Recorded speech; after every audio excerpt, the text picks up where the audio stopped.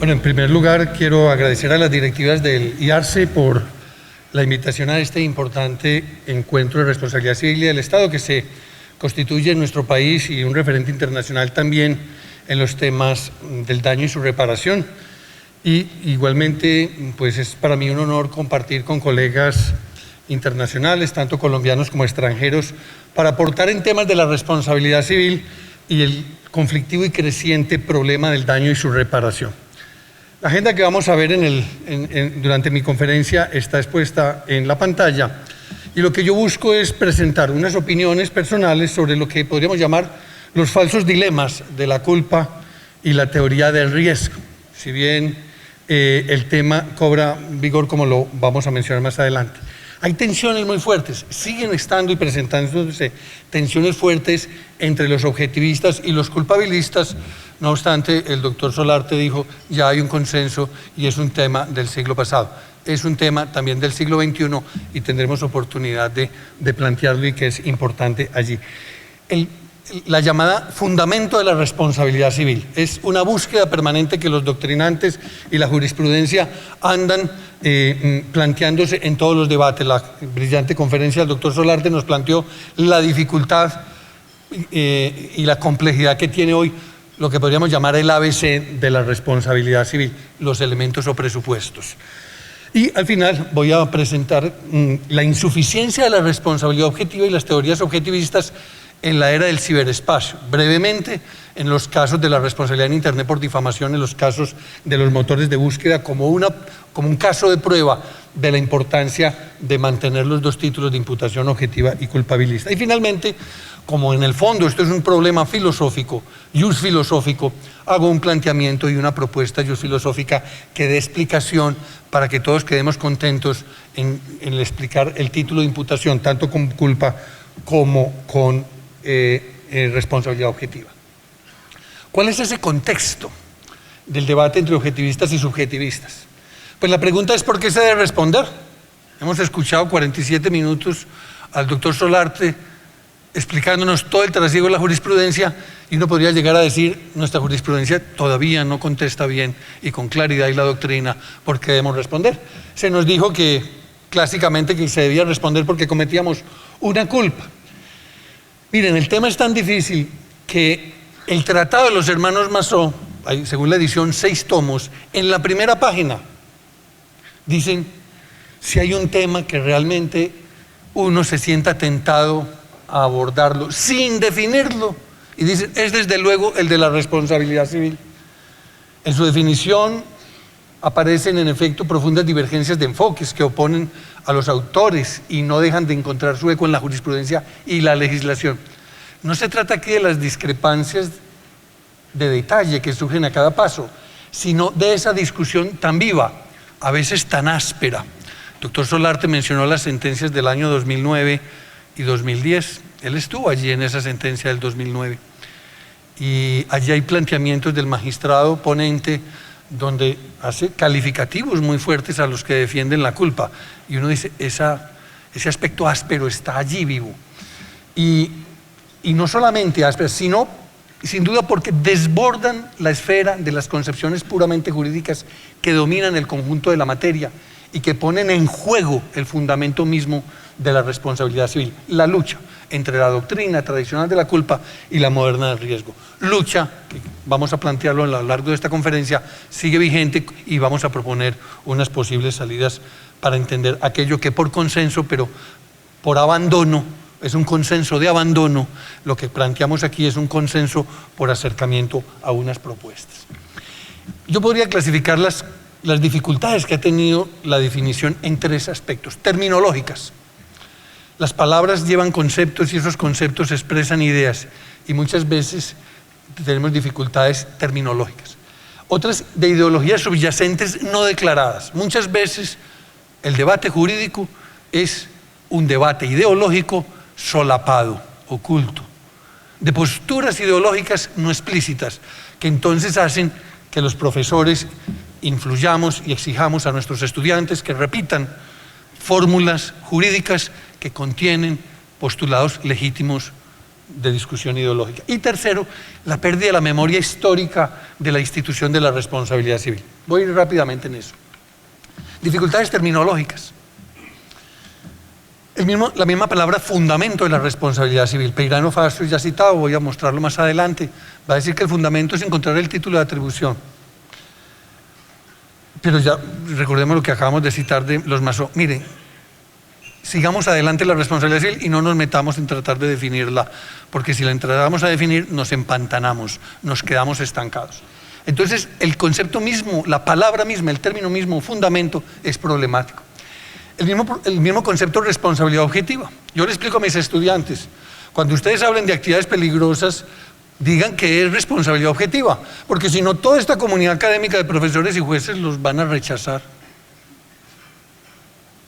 Porque entendemos en Colombia que la responsabilidad por actividades peligrosas es objetiva, pero las sentencias del 2009 y del 2010 y la de 1940 y otras que vamos a hablar, pues plantean unas discusiones allí. Entonces, es una responsabilidad objetiva a la colombiana. Entonces, no tan objetiva, ya lo veremos. La teoría del riesgo como sinónimo de responsabilidad objetiva.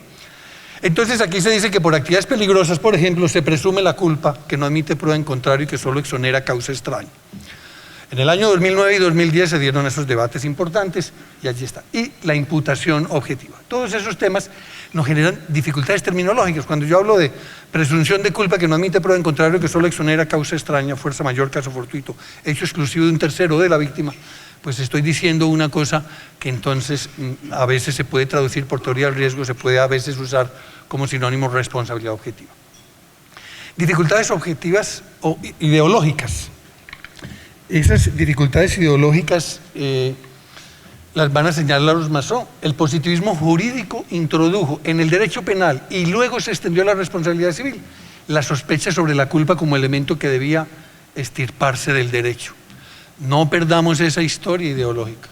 El positivismo jurídico le dijo al derecho penal que no podíamos indagar la intención del criminal y debíamos indagar y hacer imputaciones objetivas. Por eso nuestro derecho penal, no sé si han tenido la curiosidad, tiene una prohibición que nadie discute, es queda proscrita en derecho penal toda forma de responsabilidad objetiva, porque es sospechosa en aquella corriente ideológica y se nos quedó en el derecho civil. Se nos quedó en el derecho civil producto de un debate que hoy en penal, pues la responsabilidad objetiva se ha planteado. Se consideró estéril todo intento de buscar la intención. Y se buscó entonces en el fondo. ¿Cuáles son esas filosofías que están dentro? La relación entre derecho y moral, la relación entre derecho natural y derecho positivo, las diferentes discusiones entre los derechos o concepciones justnaturalistas de orden católico y de orden protestante. Eso tiene esas raíces filosóficas. Y muchos juristas hacen el debate aparentemente en el nivel jurídico y lo que están es asumiendo o defendiendo o exponiendo posturas o de tipo religioso o de tipo filosófico. Lo mencionó de paso el doctor Solarte muy bien. La culpa es subjetiva, moral, allí ya no tiene cabida. Llevamos 100 años diciendo que, no, ya desde los Masó se dijo que la culpa es un concepto jurídico, abstracto, objetivo. La culpa es un concepto objetivo. Pero se decía, no, es que esos son elementos de moral que hay allí. Entonces hay mucha gente que plantea legítimamente no debe haber influencia de la religión o de la moral en el derecho. Y entonces su planteamiento de respuesta en el derecho civil de la responsabilidad se da en esas rupturas. Y muchas veces entonces esas discusiones, yo las llamo por eso subrepticias, que no salen a veces en el caso. Aquí está la explicación. Masó le atribuye a una deformación que hace el positivismo jurídico y el materialismo histórico, y entonces pues ya se ve entonces si son puramente relaciones de patrimonio o de patrimonios entre sí y ya no una búsqueda de la respuesta.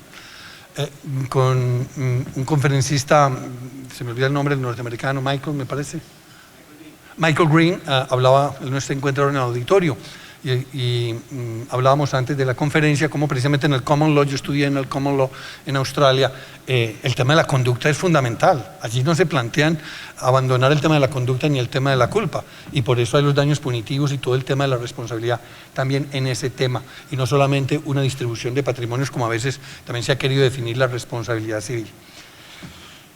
El problema jurídico es, si uno se equivoca en este fundamento, ya lo van a decir los maestros allí, si adopta una tesis u otra, pues riesgo o la culpa, tienen efectos muy significativos y consecuencias muy importantes, que van a tener consecuencias importantes para muchos abogados que están aquí diciendo, bueno, yo voy a ir a unas conferencias del IARCE y me interesan los debates filosóficos muy interesantes, pero ¿y eso para el juzgado del civil del circuito? ¿Eso para qué me sirve? ¿No? ¿Cómo hago para facturar? ¿Y cómo hago para llevar esto a las cortes? Esto tiene una relevancia práctica importantísima, porque va a servir entonces para plantearle al magistrado, al juez, lo que allí corresponde. Dificultades de tipo histórico. La memoria histórica. Mire, 3 etapas, son muchas, podríamos dar solo una conferencia de la historia, pero no se trata de eso. La etapa primitiva de la venganza de la ley del talión, la del derecho romano y la recepción en los códigos. ¿Qué nos dice von Ehring sobre la etapa de la venganza? La venganza es una reacción natural. Recibo el daño y repelo. Muchas veces recibo un hurto y asesino, mato. Entonces la ley del talión nos dijo, pues esa es una responsabilidad objetiva. Yo miro, entonces, él siente el dolor y el dolor lo empuja a la venganza. Cuando la pasión es excitada, no importa mucho que sea la intención o negligencia, o aún el azar que haya conducido la mano que ha causado el mal. La pasión impone a la expiación aún del inocente. Eso se llama responsabilidad objetiva, señores y señoras. Responsabilidad objetiva, en donde yo no planteo elementos de atribución, sino yo he recibido el daño, te lo atribuyo a ti y lo hago. Eso se llama venganza. Lo que pasa es que la venganza a veces es corporal. Después que hicieron los romanos, las 12 tablas, dijeron compensación económica, y esa compensación económica, lo que se llegara a acuerdo con el magistrado. Ejemplos de eso, el código Hammurabi, tú lesionas a una mujer, está en embarazo, muere, entonces dice, si esa mujer muere, que maten a tu hija. Es la ley del talión. Es un concepto ético, diríamos primitivo. Ojalá algunas sociedades viviéramos la ley del talión. No porque lo veo muy bueno, es que aquí a veces matan a una persona y arrasan con un pueblo y hacen una masacre. Entonces, no, pues la ley del talión ya tiene un contenido ético muy pobre, pero es eso, es una responsabilidad objetiva. Tú mataste a mi hija, pues muere tu hija. En la Torá, en el Pentateuco, en la Biblia hebrea se encuentra, ahí está una descripción.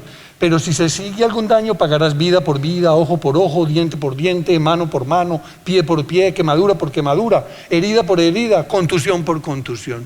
Allí está, 1200 años antes de Cristo, más o menos en la época de los hebreos que han convivido en Egipto, y recogen esa tradición de eso. El derecho romano, la lex Aquilia en latín, ley Aquilia, del año 286 a.C., y el digesto de Justiniano, que es el que nos da noticia de ello en el año 533-530 de la era cristiana, el damnum injuria datum. Crean un tipo de delito, el delito del daño injusto causado a bienes de otro. Rossi, un experto romanista, va a decir que la lex Aquilia tiene 3 elementos. ¿Qué estamos diciendo acá?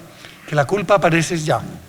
Que dice que se cause un daño, que ese daño se ha causado con injusticia, o sea, culpa, abstracto en concreto, y la existencia de un nexo causal. Es lo que nos está diciendo Rossi, que tenía la lex Aquilia.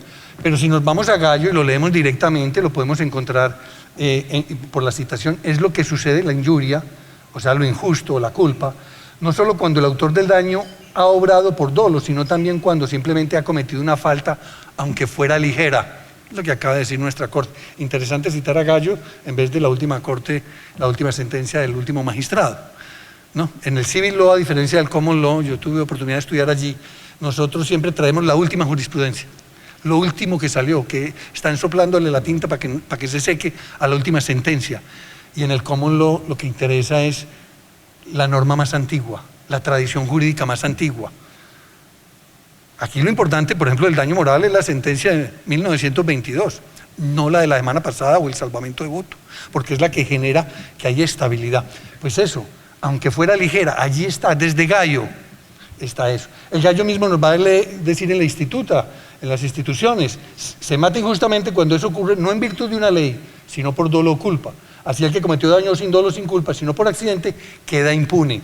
O sea, pura responsabilidad con culpa. Lo tiene la responsabilidad de la lex Aquilia, de la ley aquiliana en el derecho romano. Desde allí viene. Álvaro de Ors, uno de los mejores romanistas del siglo XX, y sin duda lo va a decir, la ley se interpreta por la jurisprudencia clásica en el sentido de que se debía dar también actos de negligencia o culpa. Hay discusión de romanistas de que eso fue una introducción del cristianismo de Justiniano, que era un emperador cristiano, y que adulteraron la ley porque eran objetivistas. Yo eso se lo escuché y lo he leído en conferencistas muy importantes como el maestro Inestrosa. Pero la mayoría de la doctrina reconoce que la culpa estaba ya en la lex aquilia, porque son desesperados muchos doctrinantes en encontrar responsabilidad objetiva en toda norma y en toda interpretación. El tema es importante. Acabo de leer una tesis de grado que creo que dirigió el doctor Aramburu, muy buena, en donde los jóvenes plantean una interesante hacia la expansión de la responsabilidad objetiva. Debemos trabajar y seguir más hacia la responsabilidad objetiva. Decíamos que teníamos consenso de que los dos, pero empujamos mucho hacia la responsabilidad objetiva. A mí me gustaría agregar un cuarto elemento que en la lex aquilia, que en nuestro derecho también está, es el tema de la capacidad y que poco se habla. Mire lo que dice el digesto leyéndolo directamente. Y por consiguiente preguntamos, si un loco hubiese causado daño, ¿se aplica la acción de la ley Aquilia? Pegaso lo negó, un jurista. Porque ¿qué culpa tiene el que no es cuerdo? Y esto es certísimo. Claro, si uno no tiene la capacidad jurídica, no es responsable. Nuestro derecho dice que el menor de 10 años, y dice textualmente loco, y no podemos decirlo así, las normas colombianas nos dicen que tenemos que hablar del discapacitado con conocimiento cognitivo. Sí, pero perdóname, yo utilizo la expresión que me aprendí. El menor de 10 años y el demente no es capaz de cometer delito o culpa. O sea, un menor de 10 años no puede cometer responsabilidad objetiva, porque no es capaz. La capacidad es muy importante y no se habla de ella.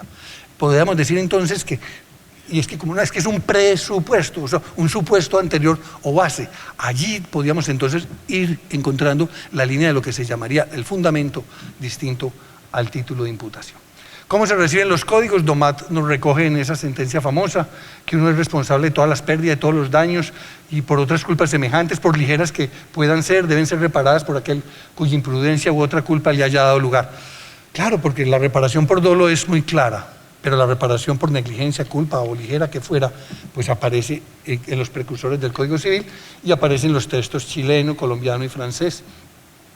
El francés pues habla de la culpa, el colombiano es un espejo del chileno, dice de los delitos y las culpas, en esa transliteración o transcripción que se hizo del Código Civil chileno, pues aparece por el delito y cuasi delito, dice nuestro código, dice el Código Civil chileno, el 2314 y el 2341 nuestro, solamente, mejor dicho, intercambiaron los números 14 por 41 e intercambiaron culpa por cuasi delito, para que se aprendan de memoria cuál es el código chileno.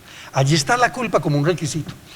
Pero bueno, esos elementos tuvieron una ruptura, pero una ruptura que mantiene un hilito delgado allí pegado, como elemento de imputación subjetiva. Yoserán es un precursor de esto. Hace más o menos un siglo estaba recorriéndose Coimbra y un montón de universidades por Europa diciendo, ante una mayor inseguridad material, hay que darle a la víctima una mayor seguridad jurídica. Estaban apareciendo los aviones, los accidentes de tránsito. Y para ello se debe explorar nuevas formas de responsabilidad, donde las víctimas no tengan que probar una culpa del propietario de la cosa al que crea un riesgo, al crear un riesgo y ha causado el daño. Ya que corremos serios riesgos de accidentes, pues tengamos la seguridad de obtener una indemnización nosotros mismos, y lo dice de manera poética, o nuestros herederos, y nuestro destino ha de quedar sellado. Yoserán va a inspirar todas las teorías de la teoría del riesgo, de la responsabilidad objetiva. Pero eso no estuvo exento de detractores. Colin Capitán, Marcel Planiot, Georges Ripper, en alguna medida también los hermanos Massot. ¿Cómo clasificaríamos esos argumentos en contra? Y esos son los que vamos nosotros también a rebatir ahora. Porque yo no soy culpabilista, ni soy objetivista. Yo soy una persona muy objetiva y me encanta la responsabilidad objetiva y me encanta la responsabilidad con culpa. Y combinar esas dos formas de responsabilidad. ¿Qué decían los detractores? Que las responsabilidades objetivas son contrarias a las intenciones de los redactores del Código. Eso es una verdad histórica. El artículo 2356 del Código Civil colombiano es muy simpático. Usa 5 veces la expresión culpa. 5 veces. Es el único artículo de los 19 que usa 5 veces el concepto culpa.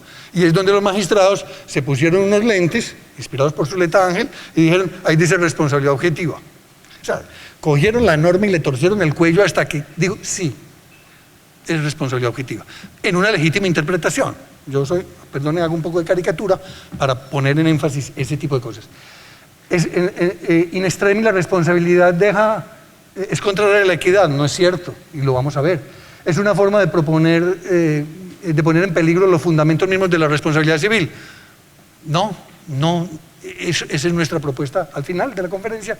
Y dificultades de orden filosófico, pues vamos a tratar entonces de superar esas dificultades de orden filosófico, porque creo que no es suficiente decir que listo, aceptemos que llegó.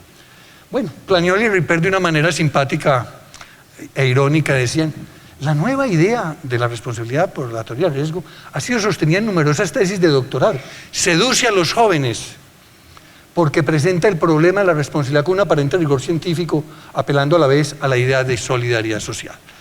Son esos momentos de tensión que expresan ese momento que hoy ya pues hemos superado. ¿Cómo se recibe en Colombia? Eduardo Zuleta Ángel, tenemos una amigable discusión en Chile y Colombia, si fue los chilenos los que encontraron la interpretación de la responsabilidad por actividades peligrosas o fue Eduardo Zuleta Ángel.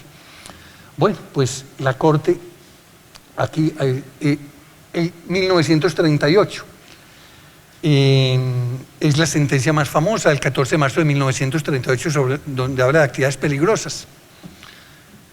Yo encontré en una investigación, un día me fui por allá con un profesor a un archivo histórico que tenemos y me encontré una gaceta judicial en donde en 1918 la Corte de Cartagena, el Tribunal de Cartagena, adoptaba la teoría del riesgo creado. Ahí la dejo para los estudiosos que la quieran buscar y desarrollar, o sea, no es 1938. Y en 1929 también hablan de presunción de responsabilidad por riesgo creado. También nuestra Corte, la Sala de Negocios de la Corte Suprema de Justicia. Entonces, creemos que podíamos corregir la historia de Colombia en cuanto al origen de la teoría, ya no solamente 1938, aunque esa es la que tenemos que citar. Esa sentencia de 1938, pues, dice que se ha adoptado la teoría del riesgo francés. Eso generó una problemática muy grande. En 1940 se retractó la Corte Suprema de Justicia, es decir, nosotros no hemos adoptado la teoría de la responsabilidad objetiva, simplemente hemos dicho que hay una presunción de culpa y que entonces esa presunción de culpa favorece a la víctima. Y aquí está en su raya, no lo ha entendido en el concepto que este vocablo tiene en el sentido de la responsabilidad objetiva, lo cual es claro y obvio si se considera que en tales fallos la parte de la doctrina de la presunción de culpabilidad que por lo dicho es opuesta y contraria al riesgo creado. Es decir, están diciendo, nosotros en el 38 y en el 40 que sacaron una serie de jurisprudencia, hicieron la transformación, la responsabilidad por actividades peligrosas, una presunción de culpa que no admite prueba en contrario. Tamayo Jaramillo creo que pone bien el punto cuando dice, sí, de forma reiterada, la jurisprudencia y la doctrina han condenado la teoría como fundamento de la responsabilidad, pero sí es inspiradora de nuestra jurisprudencia y de nuestra doctrina, la teoría del riesgo. Conclusión, la responsabilidad objetiva vino para quedarse. Ya no somos de esos Planiol y Capitán, etcétera, que lloraban y pensaban que por esas mismas posiciones ideológicas que estaban subyacentes, porque era una pelea entre materialistas y culpabilistas, o sea, izquierdas, derechas, un poco allí, ¿no?, que estaban en ese debate, pero solapado. Estamos hablando de derecho y de rigor científico. No, estaban en un debate jurídico y ideológico legítimo, cada uno puede tener su postura ideológica, pero la culpa no ha muerto. La culpa no ha muerto. Tamayo nos invita a una cosa que me gusta mucho y es hacer el esfuerzo intelectual de pulsar al máximo la entidad de la responsabilidad objetiva, pues sus partidarios hablan de ella cuando la sensación de que la culpa es un elemento estorboso en todas las instituciones de responsabilidad civil. Entonces, todos los argumentos que uno va leyendo es cómo nos quitamos la culpa de encima. Para los penalistas fue un problema cuando adoptaron la responsabilidad penal objetiva, pero nosotros nos quedamos con el problema, como si fuera difícil probar la culpa. Partimos de ese presupuesto. Miren una cosa paradójica. Las actividades peligrosas nacen por accidentes. Los accidentes de máquinas, automotores. El 92% de los accidentes de tránsito que ocurren en Colombia, que son más de 220.000, con cerca de 7.000 muertos, 35.000 heridos y millones de pesos en pérdida, el Fondo de Prevención Vial dice que el 92%, ahí están, estadísticas anuales, la causa siempre está demostrada y siempre es una culpa, que es la violación del reglamento de las normas de tránsito. Y a un 8% le ponen por allí causa desconocida. Pero no es que le pongan. Entonces es curioso, nos empeñamos los abogados en desconocer la realidad, que necesitamos responsabilidad objetiva y en accidentes de tránsito no hace falta, la culpa es muy fácil probarla, muy fácil probarla. Entonces, curioso, haciendo un esfuerzo intelectual por demostrar responsabilidad objetiva, cuando en la práctica el accidente de tránsito. Pero cualquier máquina, no conozco máquina que no tenga manual de instrucciones, y entre más compleja y dañosa la máquina, más instrucciones. Usted no imagina mi frustración cuando yo fui a Australia y compré un computador y fui con un amigo experto en computadores y llegamos a la casa con la caja y el tipo empieza a leer el manual. Es un anglosajón. Y yo, y mi regalito. Claro, el manual de instrucciones. Pero ese señor trabaja para el National Bank of Australia, tiene una casa, es un caza hackers. Ese es capaz de prender un computador a la primera. ¿No? Manual de instrucciones. Entonces cualquier violación de una norma, un reglamento o de uso de una máquina, allí está la culpa. Entonces nosotros esforzándonos en estos seminarios a demostrar teorías de la responsabilidad objetiva cuando la culpa es un elemento, a mi modo de ver, muy sencillo de probar en muchos casos. No es que la responsabilidad objetiva no tenga un papel, lo juega. ¿Cuáles son esos falsos dilemas entonces y la insuficiencia de la responsabilidad? Entonces, imagínense, Internet. ¿Qué pasa con Internet? Hay dos mujeres argentinas muy interesantes, Virginia Dacuña y María Belén Rodríguez. Tengo jurisprudencia global, pero voy a coger solo estos dos casos muy famosos. Virginia Dacuña, una modelo, María Belén Rodríguez, lo mismo, modelos. Y resulta que en el motor de Google ya no se puede hacer señores no se lo hagan. Uno ponía el nombre de las mujeres y aparecía el directorio de las páginas pornográficas. Y entre esas aparecía como si fuera una página pornográfica la de las citadas actrices. Y no lo eran. Y sus páginas no eran pornográficas. Entonces, ¿a quién demandaban? Entonces demandaron a los motores de búsqueda, a las Internet Service Providers, las proveedores de Internet, ISP. Y entonces, claro, tecnología. ¿Era subjetiva u objetiva esa responsabilidad? Ese debate se está dando en el mundo y se está dando aquí en Colombia. Porque claro, ya no son los aviones los accidentes de tránsito, sino la tecnología del Internet, la inteligencia artificial. Ya hay, lo hablábamos precisamente aquí con un colega, y yo tengo un estudiante que está haciendo el doctorado en Holanda y participa en unos grupos de investigación que están hablando de la responsabilidad civil de los robots. Ya no estamos hablando de los derechos de los animales o como seres sintientes. Estamos hablando de la responsabilidad civil de los robots, no de los dueños, con inteligencia artificial. Entonces dice, bueno, entonces aquí la responsabilidad objetiva, ¿dónde va a jugar? Le quedan los pantalones, le quedan cortos. Le queda corto.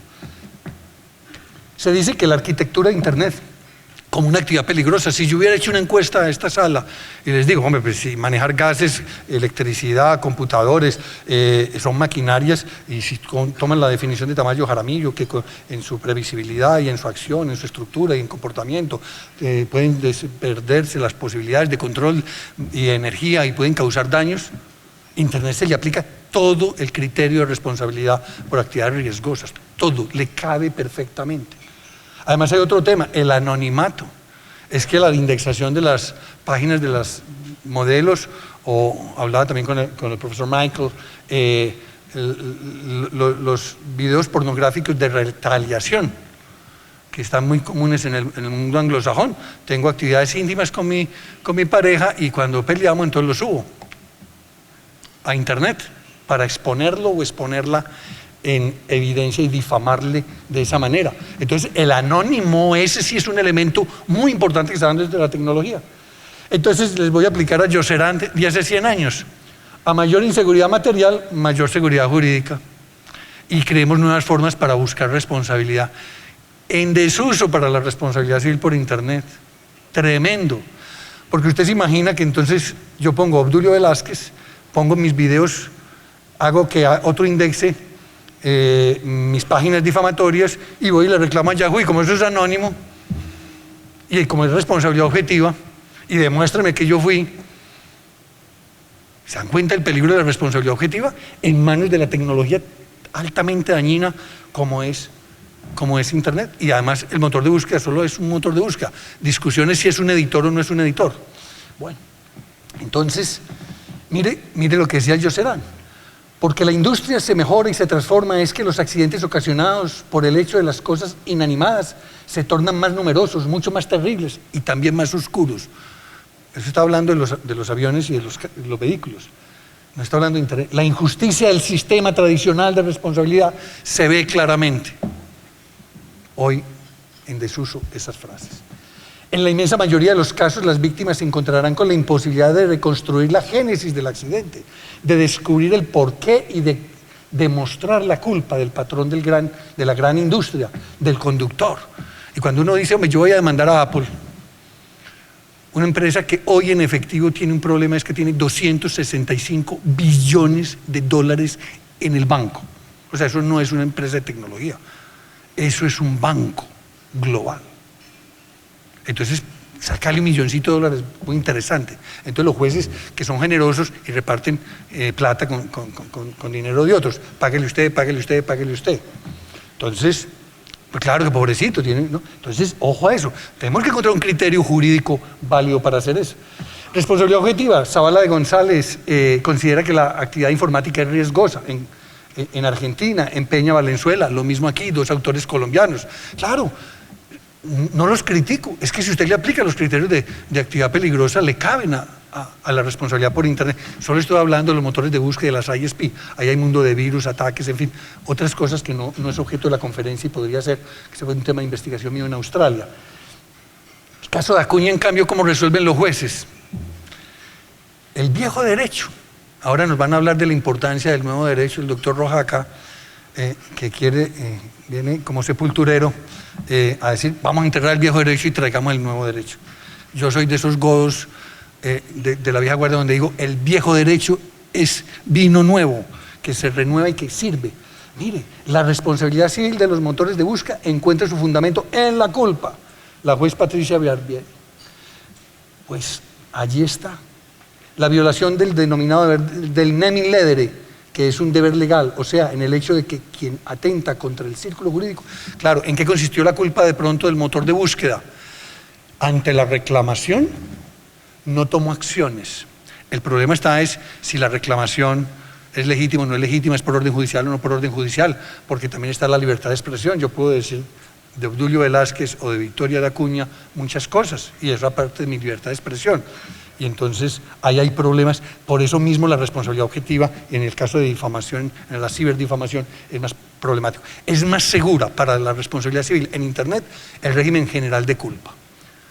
El régimen general de culpa. La juez Barbieri, no basta la sola comprobación del daño para imponer el deber de resarcir, sino que es necesario probar el factor de imputabilidad subjetivo, sea la culpa o el dolo. Ese es el criterio también imperante en materia de responsabilidad de los medios de prensa. Bueno, este es todo un momento, esta es una fase de la responsabilidad civil que está en construcción, pero los avances que se están dando están en esa línea de la culpa. No sentamos vergüenzas de ser culpabilistas, ni tampoco vergüenza de ser objetivistas. Como les digo, yo soy muy objetivo, me gusta la responsabilidad objetiva, me gusta la responsabilidad con culpa. Bueno, aquí entramos a la parte final, en los 10 minutos que me quedan. La distinción entre el título y el fundamento jurídico, porque hay que darle una respuesta a los críticos de la responsabilidad de la teoría del riesgo, a sus detractores, a Ripera, a Planiol, a Colina, a Capitán. El punto de partida, el fundamento de responsabilidad descansa en la radicalidad de la persona humana, de su libertad, y por eso me voy al tema de la capacidad. Porque es que yo lo primero que tengo que hacer es, joven, ¿usted es capaz? Sí, tiene 10 años. Lamento, pero en Colombia una persona con 10 años es plenamente capaz de cometer delito o culpa, o de actividad peligrosa, es plenamente. Entonces, el fundamento, allí está. Si yo logro entonces ese fundamento, buscar el fundamento de la responsabilidad civil, equivale a indicar la razón o el motivo por el cual se está obligado a reparar el daño causado peirano facio. No, esa no es... Y ese va por eso la confusión terminológica. El fundamento es, creo, la libertad, y el título jurídico de imputación, cuando uno distingue entre fundamento y título, va a encontrar la solución. Javier Herbada, un filósofo del derecho español.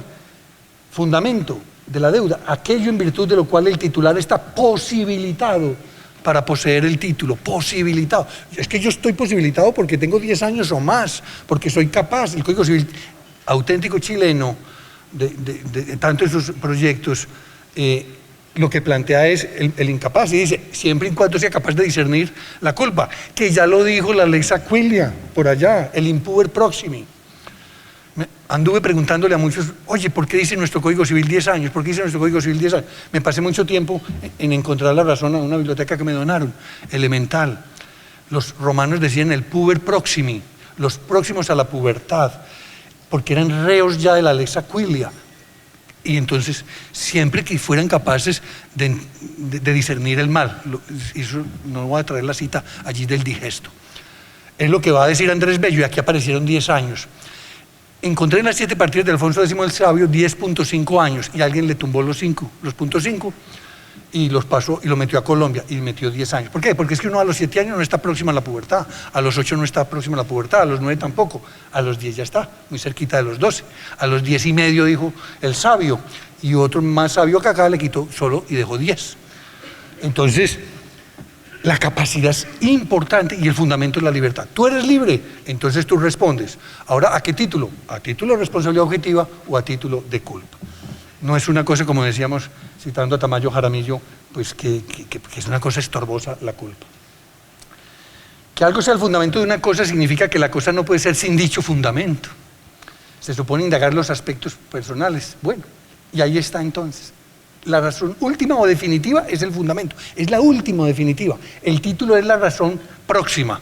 Si yo entiendo razón próxima y razón última, a mí se me esclarece sencillo, me evito los problemas ideológicos, me evito los problemas terminológicos y no pierdo la memoria histórica de la institución. Es que no podemos perder la historia. O sea, por eso citamos a Hammurabi, 1900 antes de Cristo, 1200 la Torá y la Lex Aquilia, 1286. Con esto yo ya entiendo. Hay una razón próxima. Entonces, ¿cuál es el título? Si cambiamos de terminología, el título jurídico, la razón próxima, es la que el derecho diga. Yo puedo a ciertas conductas decir, una planta nuclear me parece que no hay que tratar de demostrar si los japoneses se equivocaron o no equivocaron, porque más ejemplo de fuerza mayor que la de los japoneses es imposible. O sea, plantas nucleares hechas para terremotos de grado 8.0 y el terremoto fue de 9. Pero es que además vino con un tsunami, con olas de más de 30 metros. Y además las olas dañaron los sistemas de emergencia y los sistemas principales y los sistemas auxiliares de electricidad que permitirían la refrigeración. Más ausencia de culpa de eso es imposible. ¿Sabes qué? No hablemos de culpa. Como dice el Código Civil sobre los animales fieros, no será oído. ¿Ya terminó, señor abogado, de discutir? Entonces, condenado. Sí, porque no será oído. Ese es el verdadero artículo que debía haber sido de la responsabilidad por actividades peligrosas, la de los animales fieros que no reportan utilidad previa. Entonces, decían los detractores, Colín, Capitán y sus muchachos, que eso rompe. No, hay justicia material y justicia formal. El acto puede ser voluntario o involuntario. Y entonces, un acto injusto formalmente es que conculca un derecho por dolo o culpa. Y en cambio, el acto materialmente injusto se refiere únicamente al acto que lesiona objetivamente el derecho, pero no resulta de una acción humana libre y consciente encaminada a lesionarlo. Y entonces yo puedo cometer un acto materialmente injusto. Es injusto materialmente y el derecho me puede imponer un título y me obliga a repararlo. Bienvenida a la responsabilidad objetiva ahí. Es formalmente injusto, porque lo has hecho con dolo o culpa, o es materialmente injusto, y entonces yo tengo que acudir a la justicia, a la noción de justicia, y entonces puedo hacer el juicio de atribución y de condena a la responsabilidad. Entonces, en los tiempos que corren, Pisano nos los va a decir, y ya lo citaba el profesor Solarte, las aguas en este punto parecen haberse aquietado, pero este seminario da todo lo contrario, lleno total para una mañana completa sobre la idea de los presupuestos, de la responsabilidad, los elementos básicos que todos ustedes saben y que están trabajando, pero que son temas difíciles como citamos a Maslow. La doctrina dominante admite la coexistencia más o menos pacífica de factores subjetivos y objetivos de atribución dentro del sistema de responsabilidad. Sí, más o menos pacífico, más o menos. más o menos, porque aquí van a ver la guerra, más o menos pacífico. Lo que proponemos nosotros es un proceso de paz. Mire, adoptemos la teoría del título, del fundamento, acojamos esta propuesta y entonces usted se dedica a verdaderos problemas que tiene la responsabilidad civil, como la tipología del daño, que es compleja. Conclusiones. Los intentos del pasado han fracasado por eliminar la culpa, por enterrarla, por prohibirla y por proscribirla en la responsabilidad civil. Ese muerto que vosotros matasteis goza de perfecta salud, se dice. El siglo XXI nos está mostrando en los avances tecnológicos ya decisiones, pongo dos argentinas, pero les podría hablar de la Unión Europea, que tiene un desarrollo jurisprudencial muy importante, y de todo el common law, Australia, Canadá, Inglaterra y los mismos Estados Unidos, y donde el elemento culpa es importantísimo, importantísimo. O sea, que dijeron los jueces de California, esa fue mi tesis en Australia: señores abogados, ustedes me proponen a mí que me invente un nuevo tipo de torts, de responsabilidad, y así como más o menos objetivo y como rapidito, que hay que proteger a Internet. ¿Y sabe lo que dijo ese juez en una máquina de escribir allá, me imagino con gafitas así, anticuado? Dijo: para proteger esa cosa que se llama Internet, que ustedes dicen que es tan importante, lo voy a proteger de ustedes y no voy a cambiar el derecho. Vamos a mantenernos con una cosa que se llama el trespass, una cosa del medioevo por allá, y esa es la que sigue vigente. Y yo no voy a cambiar el derecho por novelerías que van a generar, en cambio, restricciones.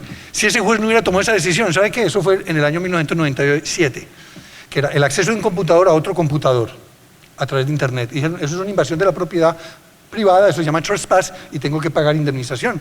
Entonces decían: no, pero es que hay que probar el daño y tal, la conducta. Y no, entonces la doctrina, 80% de la doctrina que decía: señor juez, usted tiene que estar update, tiene que estar al día. Mueva esa vaina, esas cosas viejas. Yo digo: no, 1997. ¿Sabe qué empresita, qué microempresa salió en 1998? Google. ¿Y usted sabe qué hace Google? Esos desgraciados ganan millones de dólares porque todos los días se meten a tus computadores, a mis computadores de mis empresas, y después le dicen a la gente: yo le digo que tiene Obdulio Velázquez en la Universidad de Sabana, y que tiene el IARCE, y que artículos, y entran cada 20 segundos o entran 1000 veces por segundo. Eso se llama acceso a un sistema informático mío. El acceso informático lo hacen todos los días, y eso en el common law, entrar a la propiedad ajena es una acción de responsabilidad civil. Y él dijo: no, el derecho clásico sirve, y me sirve para proteger Internet. No hubiera podido surgir Google y todas esas páginas de hiperlinks, etc. Entonces necesitamos un análisis filosófico. Esto no se, ya lo dijo los Masó, esto desborda las esferas puramente jurídicas. Entonces creo que no somos los abogados a llamar a hacer ese papel, o a menos que hagamos el rol de filosofía del derecho. Y el fundamento de la responsabilidad, en nuestra opinión, es la libertad humana, y el título de imputación puede ser la culpa o el dolo. Y la coexistencia de los dos regímenes, objetivos y subjetivos, como título de imputación, nos permiten prepararnos para lo que viene en responsabilidad de la tecnología, de las máquinas en este siglo XXI. Muchas gracias.